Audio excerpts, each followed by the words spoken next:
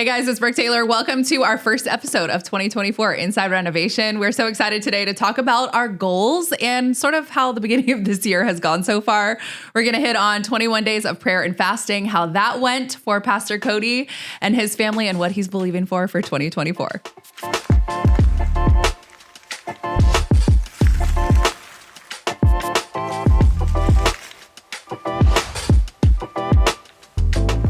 Before we kick things off today, we got to talk about this new setup. Let's go. The official Inside Renovation I podcast. feel like it's maybe looked a little bit different here and there, but this is the new place. We even got our own sign and everything. That's right. I feel official now. 2024, we're on the come up this year. Hey, we are doing it big this year. We are not winging this thing. Nope. We got a new space. Yeah. It's going to be cool. So you'll get to watch these episodes every single time from right here. Right here, our new studio. That's right. We're just going to go ahead and kick things off. Goals for this year, 21 days of prayer and fasting. Let's talk about it. Let's do it. Can I first say just congratulations? We made it through 21 days of prayer and fasting. We have. You did it. We did it. It was hard, but we did it, right? That's right. It was a struggle. I mean, that's kind of where I want to go with this, because I feel like when you're put as a pastor of a church, right, everybody thinks that you do everything so great and perfectly and everything's just like awesome and easy for you, which is quite literally the opposite. Correct. So tell me especially during that time. Tell me about your 21 days of prayer and fasting and kind of the journey of how it went for you, honestly. For sure. So as a church and personally, obviously, we went through the book of John during our time of 21 days. And so a chapter a day, read that every day. I was faithful, consistent. I mean, I've read John like 55 times probably, but I've read it again. Who's counting? Read it again, preached through it, you know, all of that stuff. Really enjoyed it. And so as it pertains to fasting, one of the things that I like to do is kind of a progressive fast. It's kind of my own made up method where it gets a little bit more challenging each week. And so maybe the first week, like I cut out red meats completely, right? Second week, it's like, all right, I'm cutting out red meat plus sodas and sugar drinks and any other thing that you may enjoy when you're just chilling at home. You know what I'm saying?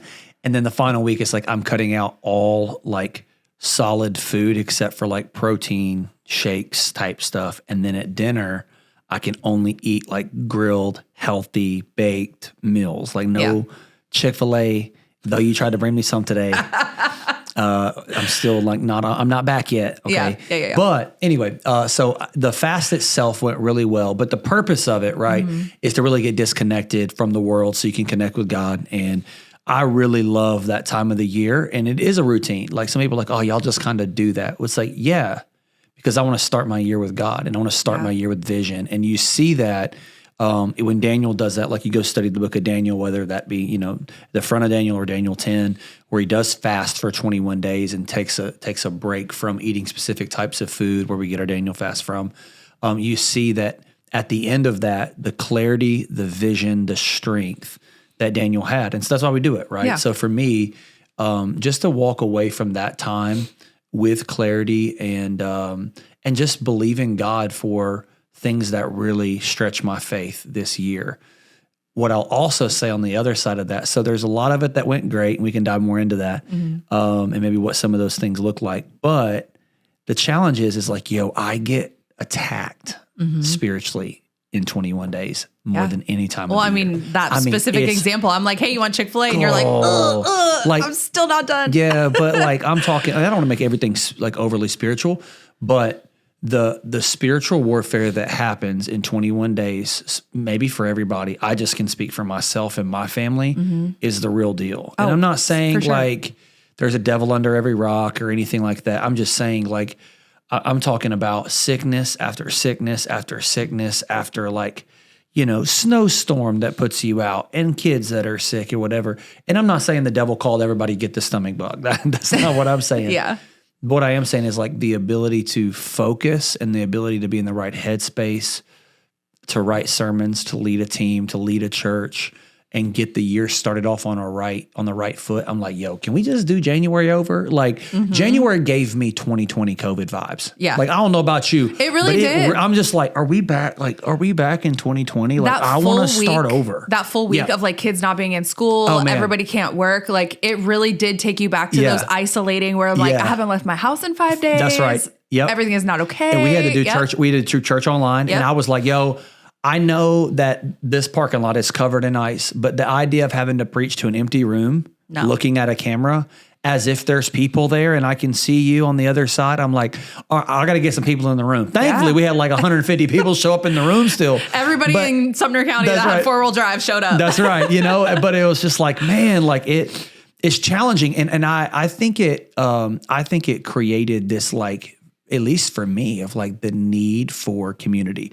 Jessica and I are so like busy in this phase of life, as everybody is. I don't mean to make ourselves sound more busy than or whatever, but with like leading a church, Jess being part-time at the church, but also being part-time nurse practitioner downtown, doing a podcast, preaching week in and week out. Now Tatum is starting sports. I was going to say, and we plus got being kids a parent. schedules, 3 kids. Like, you know, the last thing we're like on our schedule, it's like, oh, we want to join a group, but we don't feel like we have time to join a group. Right. But man, like that week, like Jessica and I literally looked at each other like, we got to figure out how to get in a group. Yeah. Like we just do. Like we need community, because it was so isolating for those 5 days again. I'm like, I don't like, it's like the thought of like, but what if we lose everyone again type vibe? And you know, I'm just like, man, we really do need each other. And I think that was one of those things I walked away with from the 21 days of like, we really need people. Yeah, 100%. And then also just what it did for my faith, especially gathering from like 6 a.m. Monday through Friday, to see people come in and pray and believe God and get open and get honest.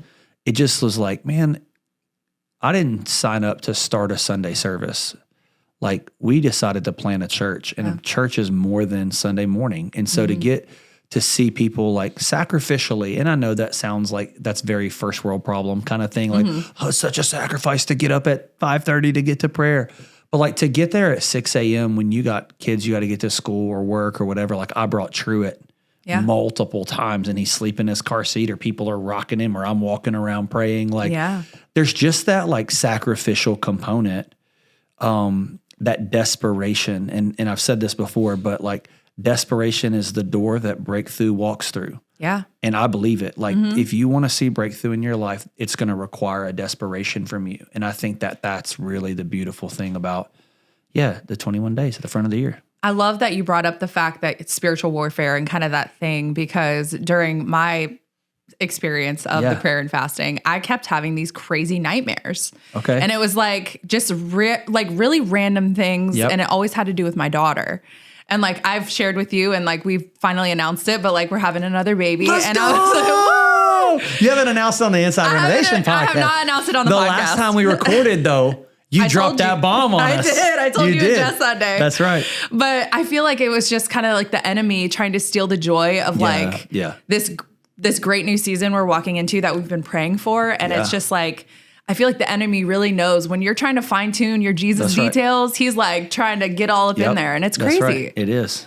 It's like, I don't know. But then like you said, breakthrough happens once you start hearing from God more clearly. And it's just like those moments. Like I remember waking up several nights at like 3 or 4 in the morning, my heart's beating so fast. And then I spent an hour in bed praying because I'm like, I need to go back to sleep, you know, lose peace over me, like all this stuff. And then like, it's like you hear from God in those moments so clearly. So I'm like, sure. Thanks, Satan, for waking me up. But like, now I just got some Jesus time in, you know? There's a part of me too that like, I don't enjoy it, but I do enjoy it to the point I don't want it to end. Like I kind of get legit like sad withdrawal of like, like I kind of miss getting together at 6 a.m. and starting my day that way, because you don't leave times like that being like, you know what, that sucked. I hated I do that today. I hated did it today. You know, it's like, but every other day you wake up and it's like, we don't start our days well, you know, and we don't start our years well. Here's February. And I got a couple of best goals that I've already gotten, and I'd love a restart. You know what I'm saying? But it's like, I loved getting to start those mornings off. And I think the whole purpose of it is, and we do it for 21 days, because it's like, apparently that's what it says, at least to start a habit, to get it going, to finally get into a flow or a rhythm. And so the hope is that you're able to spend that type of time with God daily. But man, I love doing it with people. Yeah. And there's a part of me that doesn't. A part of me is just like, I'm good. Like I need my time for myself. Well, yeah, you're But there's a point where it's kind of like, hey, I got to remember that like I may have a personal relationship with God, but my faith isn't private. And there's a part of it that needs to be shared. And that's where healing happens, is in community. When you start confessing what's going on in your own world with other people, and all of a sudden you're like, oh, crap, you deal with that too. That's awesome. Everybody knows. Let's do it together. Exactly. Right. Yeah. Well, we'll go to sort of the things that, you know, maybe those missed goals that we want to start over. We'll get to those in just a little bit. Okay. But I want to know about your fast specifically. What did you fast from? Okay, so red meat. Keep going. Red meat. I fasted from alcohol, wine. Not that I'm like got a problem, just to clarify. But I do that actually. Let me speak to that real quick.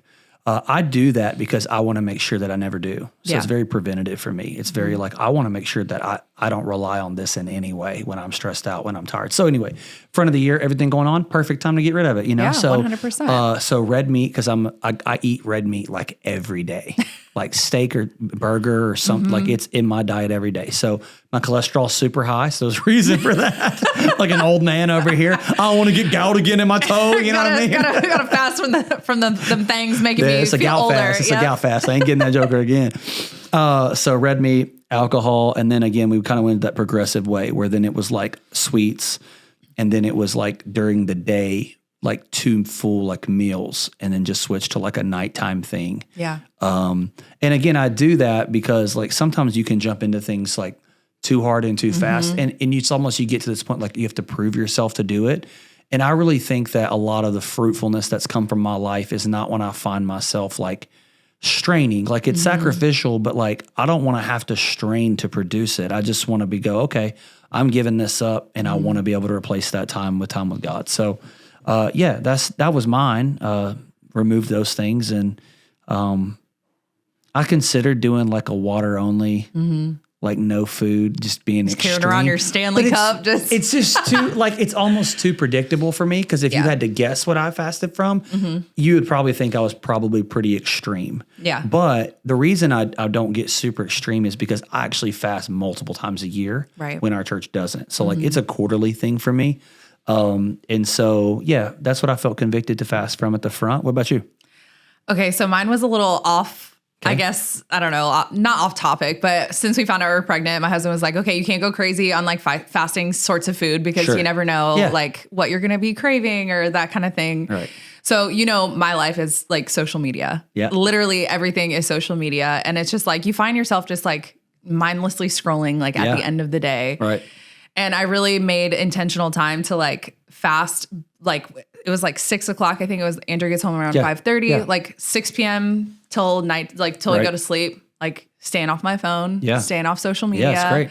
And really just being on social media for work when I had to, not just like on there all the time, sharing what I'm doing all day like I usually do. I was just very... So a partial fast. Yeah. It's a partial fast. Like people do that with food, right? Like I'm going to skip lunch, but it's like, it's for a period of time. Totally. So you just hit a partial fast from social media. That's that's a partial soul fast. And it's crazy categorize too, it as how like, even how small that was, how big of a difference it made in our lives, like how much faster I fell asleep. It's going to preach right there. And just how much less commotion I had of like comparing myself to other people and things like that. I'm just like, social media can really be a good thing. And I know we've talked about this on the podcast before, but it can also be such a toxic just thing from the enemy that just feeds you lies and just makes you feel terrible. And I'm just like, so now it's just like, I'm on my phone when I have to be, but not being on my phone has been such a big, I don't know, like a stress relief kind of thing where it's just been awesome. For sure. Where I'm not responding to texts like 3 or 4 days later. I'm like, sorry, I just really honestly haven't been on my phone. Yeah, it's good. That's that you said it. Like it's the small steps that make a big difference. And so I think sometimes we try to make these giant leaps, like a leap of faith. It's like, I think it would probably benefit you more. Hence the goals I'm about to tell you I failed to just take smaller steps. Rather than I'm gonna fast for all 21 days and do nothing but water. It's like that, and you'll probably end up in the ER, but you can do that. You know what I'm saying? It's like, or let's just take some steps in the right direction, because the point isn't to even like prove it. The point is connection, right? So anyway, that's awesome. I'm proud of you. I was thinking about, I was like, I bet you're gonna say socials, because I feel like I didn't see you posting as often as you did. Not that you were like, there was things that on my feed all the time, but like, I know that's part of your role. There were things that I had to post for like work and stuff, but like, I was very, very off social media, which has just been such a... Now that I don't run our social media, my next fast will be social media. Yeah. 1000%. Are you a scroller all the time? I'm a like Theo Von Real watcher. Okay.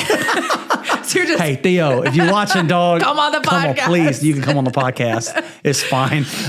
No, I like mindlessly watch comedy reels. Okay. And I will get lost in them. And then 3 hours go by and you're like, where? I will look down. I'm like, oh crap, I've got to go to bed. And it's usually in bed. Yeah. Like, it's like once Jessica and I kind of tell each other goodnight, you know, it's like, we're both kind of like, and I know it's probably not like the healthiest marriage advice. We'll talk about that next podcast, but you know, it's probably one of my red flags, but it's just like, it's the mindless, my job just requires me to think so much. Yeah. And like silence is deafening to me. And so it's You talked about how you hated quiet time. Yeah, man. It's like, it's a way for me to just like wind down and listen to somebody else talk. And I just get to laugh. Yeah. You know, and it's probably not the best things to laugh at, but it makes me laugh. Oh, and so yes. Anyway, I listen to, you know. All right. Shout out to Theo Vaughn. We're waiting for that call that you want to be on the podcast. Just looking for Jesus, man. Just looking for Jesus. You know? So how did the Lord speak to you during your fast this year? I know 3 weeks of prayer and fasting, there's probably so many times where you're maybe in a gathering with everybody and he's speaking to you for other people or specifically for yourself. Do you have any things you want to share about that? Yeah, I'm in a space right now where I'm really, you know, I preached this sermon in January, and one of the things I talked about was finding your flow. And every year I try to kind of revisit like the way I do things and how I do them and if it's efficient and if it's helpful. And so I think in this season, I've really tried to keep an open hand, especially during 21 days. I've kind of just been like, all right, God, whatever it is you put on my heart today, I'm going to lean into that thing and not follow so much structure like I typically would do. Like, oh, I got to write at this time, from this time to this time. Yeah. And I've just allowed him to go, okay, this is what I'm putting on your heart. So one of the things that come to mind is like, we had a morning in 21 days where I opened up with Psalm 100, where it talks about entering his courts with thanksgiving and praise, right? And his gates with thanksgiving, his courts with praise. And I just like, my mind was flooded with things that I'm just thankful for. And so I just started out writing things I'm thankful for. And then I started writing out things that like I praise him for. And I know that's very like simplistic, like it's nothing overcomplicated, but then it turned into, I had Kyle, our worship leader, I was like, yo, don't put on like elevation or nothing right now. I just need you to hit the keys. I'm not a singer. If you've ever listened to the live stream, you found this out. We're working Nobody even knows, but you're outing yourself right now. That's right. But like writing and words and phrasing and hooks, like that's my thing. So I've always been intimidated by songwriting. And at the beginning of this 21 days, I just like, God was stirring in my spirit, like, all right, y'all are ready to write your own music, period. Yeah. And I know every church kind of like aspires to that, but it was just like this deep conviction of like, I come hell or high water, we're writing our own music, period. It's happening. Love that. So we're going to set a time on this calendar and we're going to do it. Well, this was off calendar, and this is what I mean by flowing. And I was like, Kyle, I don't even know where this is going to go. I just need you to play something. And sorry, I sound like crap. I'm just going to sing what I hear. And so we just started like, I started sharing some things that God had put on my heart. And like, 4 hours later, we basically have a song that's written that we'll release sooner rather than later, if we haven't already by the time this comes out. But so I think part of it is just like giving me a fresh love, and like I'm a creative, so giving me the space to just create, because I think last year I was really trying to find like my preaching rhythm and my preaching flow. And this year I'm trying to go more of like, you know what? It doesn't take me as long as it used to. Yeah. And I used to get so stressed before I would preach. Like I'm talking, I couldn't sleep good at night. I felt like every word had to be like, I had to know that I know what I was going to say, or I would just get like knotted up. And the past, like, I think every week in January for sure, I walked on stage with about 80% of that sermon done. And it wasn't because of the lack of preparation. In fact, I over-prepared probably. It was just of like, I'm just going to trust you, and there's a trusting in the process of writing, but then in the moment, it's like, I'm just going to trust you with this moment. Yeah. And then it's like the feedback I've gotten, and maybe because it's just new and it's January and everybody's excited, I've gotten more feedback on all of these when I've just allowed God to kind of take the parts of the message that I didn't really know what to do with.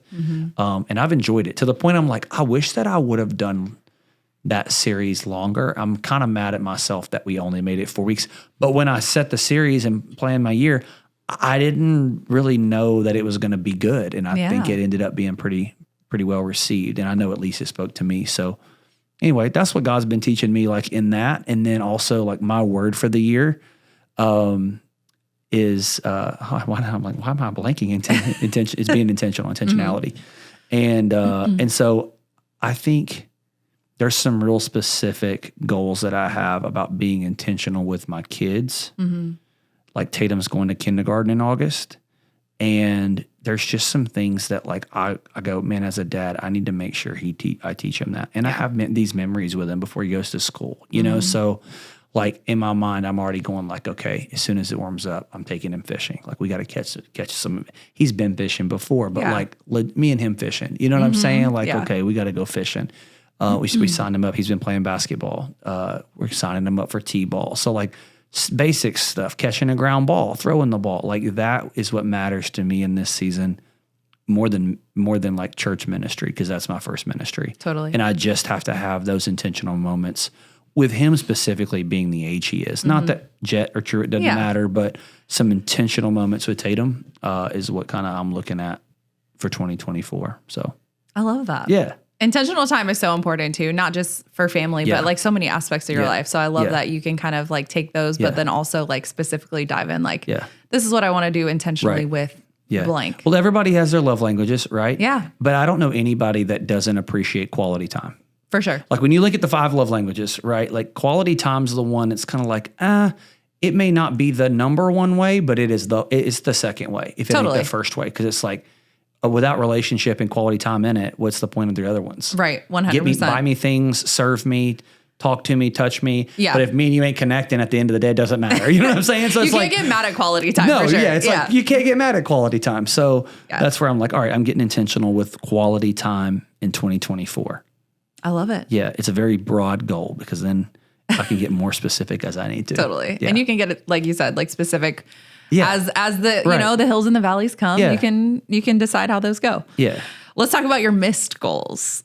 I know we kind of talked about how we all have, you know, those things in January that we decide we're going to do. I have look, and I'm disciplined too, and I'm mad at myself for it. I had the like fitness goal. Like, oh, here we go. Time to cut. Let's rock. You know what I mean? Like I'm going to take my shirt off in the summertime and babe's going to be like, hey, when I say babe, I mean my wife, like she's going to look at me like, all right. You know what I'm saying? Yeah. And I was like, I'm getting back. I'm getting back. Man, I didn't work out, but like twice in all of 21 days. Yo, got the flu, made probably COVID, the stomach bug, like for 3 days, puking I lost 10 pounds.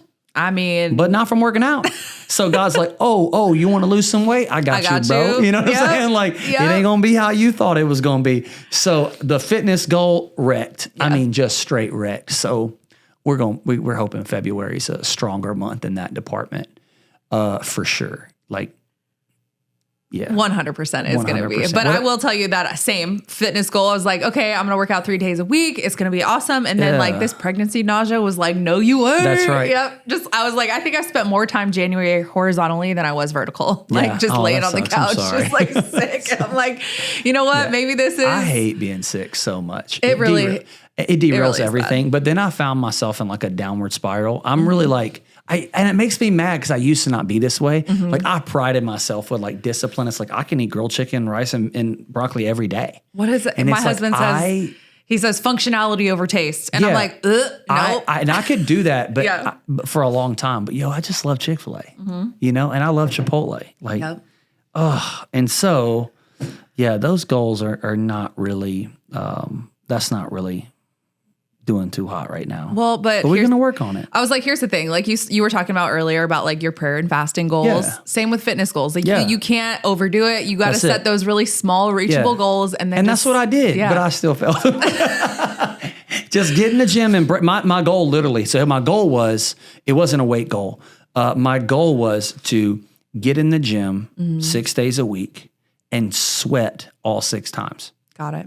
Just sweat. That's it. I just want to sweat. Because last year, I sweat like 3 times in a year. There was zero sweat. I don't understand I just wanted some like glisten on the head. You know what I mean? Because I was like, I just didn't work out hard. Like I'm in there, you know, doing a couple curls, doing a couple squats. And then it's like, I'm good. I'm on my phone, writing. So the other part of that too is like part of the rhythm that I've not done well at is I don't like, the hardest thing for me is when I haven't written a sermon yet and trying to spend time with God and not letting them cross over. Mm-hmm. And then the problem is the gym wakes my brain up. So then that's when I write. Like you wouldn't believe how many sermons I've written on a bench making some old man mad because I'm in his way. Like I'm for real. You gonna work out today? Oh, my bad, man. Sorry. And like I'm usually the guy that's like, bro, hurry up. Mm-hmm. And then you're the guy. Yeah. So I made this like, all right, I'm not gonna write in the gym. Yeah. Yeah, it don't work. I mean, listen, if that's your space. If I hit that sauna, bro, it's like my brain is like, I walk in the gym, I'm like, the gym does not signal like workout. The gym signals like, right. Yeah. Like it's like, I got to get out of it, you know? And so. Sounds like we need to get you an at-home gym, man. Well, we got a church gym. Okay. So there's progress there. But I need an at-home sauna. That's what because man, if I sit in that sauna, I do sweat. And that's like a little bit of a cheat code of like, I got to sweat every day in the gym. Yeah. But like, if I get in the sauna, I'll sweat, but I will write for hours and I can just sweat my tail off writing. There you go. So I need a personal sauna. So if you got one. An infrared sauna. An infrared one. Throw it over Hit our me way. up. If you want to donate it, you can donate it. If you just want to pray for your boy, you can do that too. I want to go back to something you said kind of at the beginning of the podcast. Right. We were talking about, the 21 days of prayer and fasting and how you do it quarterly. Yeah. I think it's such a misinterpreted thing when people think of fasting that it has to be at the beginning of the year. And then if you miss that 21 days, then it's kind of like, I know people will feel guilty or they didn't finish and they feel guilty about it. Speak to doing it other times of the year and how it doesn't have to be January 1st. Yeah. If I have a like a decade defining decision, when it comes to like the church or something for my family, whether it would be selling our home or whatever it may be. For instance, me and Jessica almost sold our home back in 2020, right before the pandemic happened. Good thing we didn't. Right. But at the time, at least, but that came on the back end of fasting. And so when I have big decisions to make, it's like, I'm going to pull away and make sure this is not just ambition, a feeling. I'm going to pull away and go, all right, God, I think I hear you clearly on this, but I need you to dial me in. So for me, like big times of the year, I always fast at the end of summer because it's just natural rhythm for me. Like school starting back, that's a high momentum season for church because it's almost like the front of the year again. Like we want to get back to church. We're back in rhythm. Summer's over. Kids are back in school. Let's get back in church and let's get back serving and stuff like that. So there's a lot of kind of initiative into that swing of things, but also our anniversary comes at that time. There's typically always something big happening. So like we purchasing land, we're building a building, like whatever it is. So yeah, I don't always do 21 days though. Like it may just be a week-long fast. The shorter the fast, probably the more extreme I get. Yeah. Because I need to get to the point where I'm desperate. Like, all right, God, it has to hurt me a little bit. Like if it don't hurt, I'm not doing it right. So that's just how I roll. But for me, it's like, that's the idea of just like, God, I want to come to a place where I'm desperate for your presence. I typically will do one again sometime later on in the fall. Sometimes I do one again right around Easter. Yeah. Whether it be before or after Easter, I kind of watch it because I've done the whole before Easter and then got sick and that's not fun. So anyway, to me, it's just all about like when I need and have moments where I got to make big decisions or I'm struggling with something and I can't make a decision. Like sometimes I'm convinced that's what I do. And when I'm overly convinced, I'm like, maybe I need to hear from, maybe I need to wait. Or if I'm just like, God, I've wrestled with this and I cannot come to a conclusion on what to do. Yeah. Right. It's just like both feel right. I don't know what to do. It's like, all right, I'm fasting. Give me clarity. And God, if you don't give me clarity, I'm taking it as a no. So I will put like stipulations on that almost. Yeah. And sometimes like when extreme measures come, it's kind of like, and I've talked to a lot of pastors that are like wrestling with what to do here, what to do there, what job to take. I would say like, hey, I've put things in like, all right, God, I'm going to ask 3 people that I know will pray for me every day. And I'm going to come to them at the end of this time. And I'm going to ask them, what do you think I should do? And if all 3 of them don't give me the same answer, I'm taking it as a no and I'm not moving forward. So God, if I'm supposed to do this, give them the clarity as people like interceding on my behalf and give me the clarity. And if everybody is unified, I got it. Cool. If it ain't, no way. Yeah, like I'm just going to take it as a pause. So for me, that's kind of why that rhythm's there, and I think it's been a helpful one. And it's just a part of like, it's just a part of keeping myself remaining or in tune with God. Yeah, I love that. And I love that It's just kind of like those seasons where you're like, why, or what's happening kind of thing. Having that clarity and really opening yourself up to hearing from God in those moments, I think is so important for people to like really understand. It's not just a fancy, fun thing we do in the beginning of the year just to be, Oh, every church does it, you know.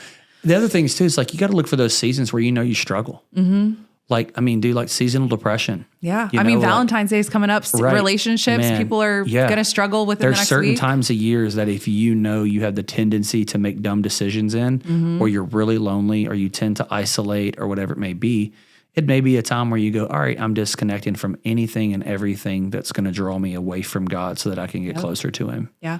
So that's what I'd say. I love that. Yeah. All right. Well, to kind of wrap things up about our 21 days of prayer and fasting, let's talk about what you're believing God for through all of this and for maybe even the rest of the year as we kind of set ourselves up for the new goals of February, if you will. Yeah. I'm trying to think about what I want to share publicly. Because some of them are just one of those, like, I got to keep close to the vest right now. Totally. I'm believing that not only will we close on our land, but that we will start the process of breaking ground in, like, prepping the site work, all of that stuff. Yeah. In 2024. So that's the church-related goal. Like, I believe that's going to happen. Mm-hmm. But I say that it's a goal because it's like, oh, wait, I thought we were already done. It's like everything's under contract. We're trying to, like, dot the I's, cross the T's. But things could still go wrong. Totally. And we hit a speed bump like a couple of weeks ago that we're having to work through. And we are. But it's like the enemy don't want this to be our land. Nope. Like, this land has existed from the time God created it, and it's never had a church on it. You think the enemy wants a church on a hill as soon as you pull into a city that's fast growing in Nashville, Tennessee? Absolutely not. Yep. So, yeah, that's one of those things like I'm believing God for. I think another thing for the church is I'm believing God for an album for our church, from this house, for our people and beyond. Mm-hmm. And so I'm believing that we do get that 4-song EP out that we're wanting. I am, and then I got some things like for our family, specifically like Tatum and Jet. Like, one of the things, Tatum is super mellow and has maybe more of Jess's personality of like being introverted, and he's our feeler. He's our emotional one. Like Jet, he's like a wind-up toy. Like, all right, go play. But Tatum's just very sensitive. And so I think with school starting up, it's a goal that I can't control, but that I have direct impact on, And so for me, one of those things that I'm really believing God for in 2024 is that Tatum would find like 3 really good friends, little buddies that like he just loves, And he has one that's like across the street. She's our neighbor. That's his BFF. You know what I'm saying? We do life with Jack and Cherie. But I'm just praying because he's just not the type that's going to go out and make friends. And so I'm really trying to be intentional between now and then to like help him learn how to initiate and how to be a friend and make a friend. And so, yeah, that's one of those, like, I'm even scared to share because of like, that's a real personal one for me. Totally. But that's a close one for me because like, I got to fear he's going to get bullied, and he's a pastor's kid. And like, I just like have all those stigmas that come with that. And like, I don't want him to be the weird kid. And I don't want him, it's like he baptizes his toys in the water. Most kids ain't doing that right now. You know what I'm saying? So it's like, he's not a weird kid. He isn't. Right. But it's just like, I don't want him to be the weird kid. Yeah. And if he is the weird kid, God, I want the discernment to know he's the weird kid. So then I can like help him not be the weird kid. You know what I mean? Like, but that's one that I'm really, I'm really believing God for this year. And another one is like, I'm really believing that this year God's going to make a way for Jessica and I to be more generous than we've ever been. Yeah. Like, I mean it. Like, God does something in my heart when I'm able to be generous. Yeah. Beyond what I think I can do. And so like, I have an idea. We have a plan. I know what we're going to give this year. I can give you the number. But I'm just believing going, God, would you just make a way, not for me to make more money, but God, would you make a way for me to be able to be more generous? That might mean cutting back somewhere, or it might mean making more money so that I'm able to even give more, right? Like, I want to look back at the end of this year, the end of next year, and be like, man, like the increase God gave me that I didn't see coming, we were able to give it away. We were able to invest it into something that matters more than us. And so those are some of my goals. 2024 though, fitness goal. I got to sweat 6 days a week. I got to sweat 6 days a week, but I don't want it to just be in the sauna because that's cheating. But like you want to actually break a sweat. Okay. Break a sweat in a workout 6 days a week. Ask me in a month. Keep me accountable. I got you. Inside Renovation. I'm gonna start a thread with you and Jess and like make him go to the gym today. Yeah, for sure. Oh my goodness. Well, I hope that everybody watching Inside Renovation today kind of takes those things and we'll pray alongside of you, and we're believing for all those things with you too. That's right. Yeah. Let's go.